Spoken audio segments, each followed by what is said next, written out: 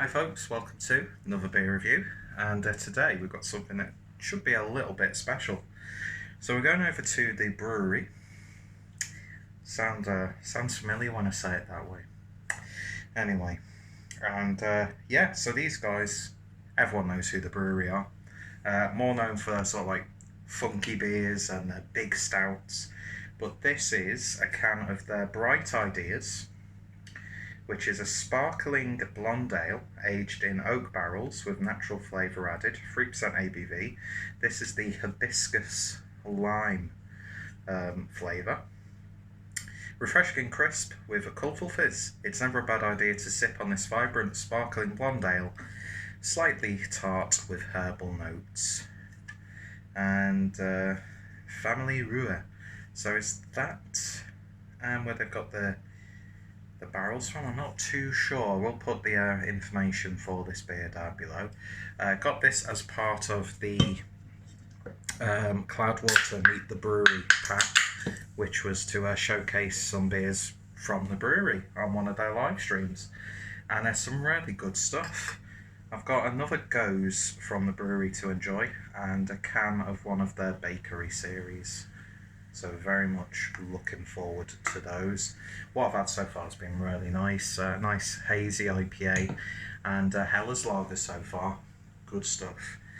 So yeah, love the look of this can. Nice. What is the actual measurement of this? I'm not too sure. 355ml in a 3% can. Sort of looks like those sort of like hard seltzers. You know, Michelob Ultra and stuff like that, but very pretty. I do like that. Very nice indeed. Speaking of very nice, look at that. Of course, I had to pick out the wine, oversized wine glass. I love this glass from Overworks. More breweries need to make these big glasses. Although that stem, I'm really surprised that that's lasted, and it's a really thin glass as well. But yeah, beautiful, beautiful look to it. Almost looks like blackcurrant cordial. The head dissipated straight away, as you would expect. It's got a little bit of haziness to it. Almost looks like a fruited wine as well. It looks fantastic, doesn't it? So let's see what we get on the nose. Ooh. Definitely getting loads of like sort of berry characters from this, and I don't think there are berries in there. I've had a few hibiscus beers, but I'd never really be able to tell you what hibiscus actually is, to be honest. I'm sure I've looked it up on previous beers, but it's just completely out of my memory. But yeah, I'm getting like blackcurrant, raspberry. It's got a real tartness to it. Nice, slightly funky aroma. There's a little bit of the lime, you definitely get like a lime zest. But it's so nice and fruity, and that barrel isn't coming through too much. It's not overriding those flavours. I'm sure you'll taste the barrel a bit more than you will smell it, but I mean, come on, the brewery are, you know, some of the masters of barrel aging, and this is just smelling damn good. Very lambic-like, I would say. I think they said that's what they were aiming for with this one.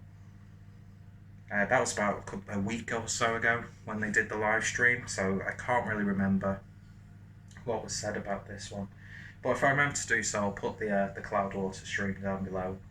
Really enjoying Cloudwater's video output during lockdown. I think Paul's got a real knack for presenting, and the guy who owns the brewery, just a really lovely guy as well. And it was a really interesting discussion that they were having. Clearly, because I can't remember anything from it, but then again, my memory's terrible. But this smells damn good. Let's give it a taste. Cheers, folks.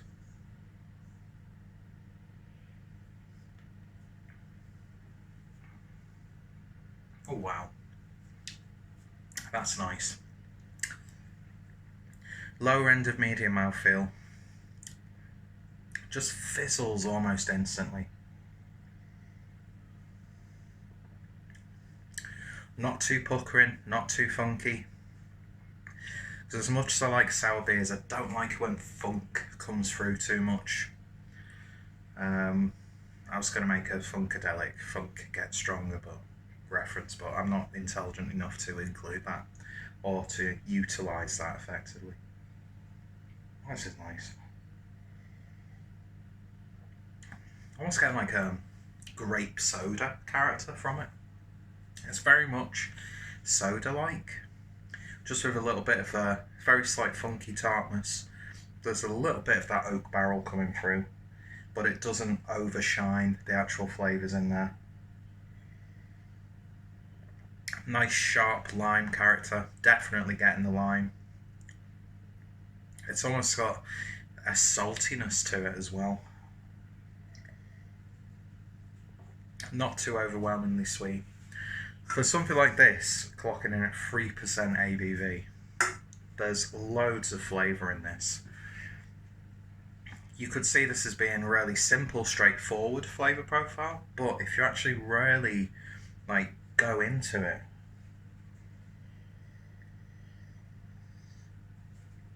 there's some really nice nuances and complexities. It's one of those beers that I'm just going to say right off the bat, this is completely wasted on my peasant palate. But it's a really nice drinking experience. It's almost like a balsamic wine character coming through as well. And although it's got that like lower end of medium mouthfeel, it's got a real nice viscosity to it.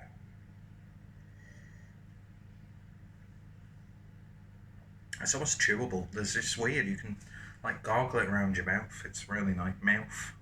You can gargle it around your mouth.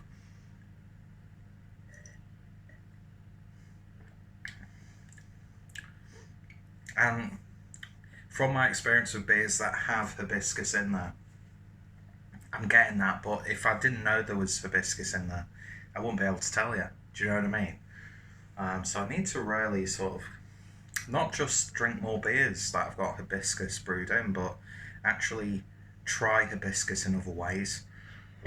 And I think that's one of the really good things that reviewing beers have done.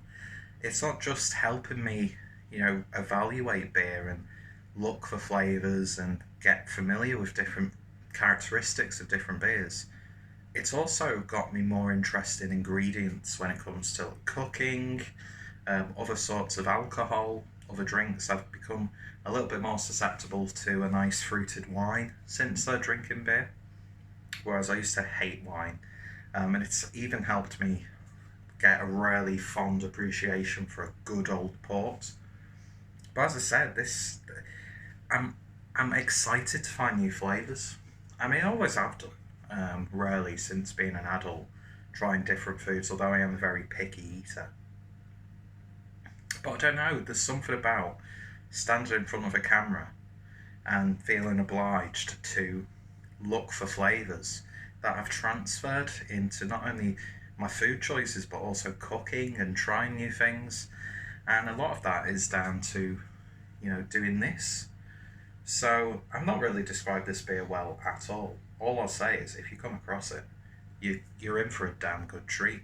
It's drinking much more complex than a 3% beer like this should do.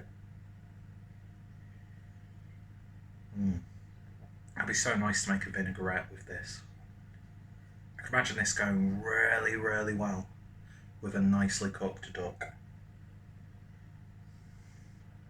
Or even complementing a nice gamey dish.